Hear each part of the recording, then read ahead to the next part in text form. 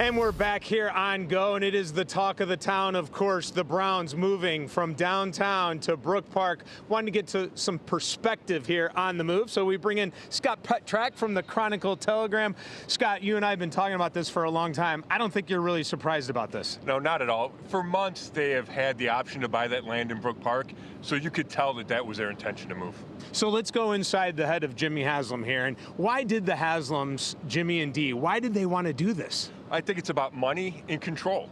In Brook Park, they're going to do a bigger entertainment development district. They're talking about housing, bars, restaurants outside the dome. They also will have control of the parking, which they did not have in Cleveland. And they think they can just have a ton of events at the dome as opposed to the outdoor stadium on the lake. Yeah, they can bring in big events, no question about it. And that parking, that's a big key, right? It is, because they don't have that in Cleveland, and you can have it closer to the dome in Brook Park. Yeah, okay. So a lot of mixed emotions here. I mean, some fans are upset about it, some like it. Where do you stand on it? How do you feel? I mean, you've been in Cleveland your whole life, and you have covered this team every single day. You know everything that goes on with them. Yeah, you know what? I think they should have tried to stay in Cleveland. I do. I just think the tradition since 1946, this team has always played on the lake, except for the 3 years where it wasn't here.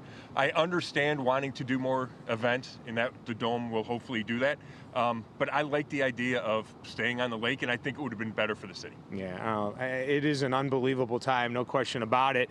And I have to ask you this, because I think a lot of people are going to want to know, because, well, obviously this isn't like when they moved to Baltimore, right? But could the city have done more earlier to prevent this from happening? Yeah, that's interesting. I do think there were hiccups along the way with the negotiations between the Haslams and the city that didn't help.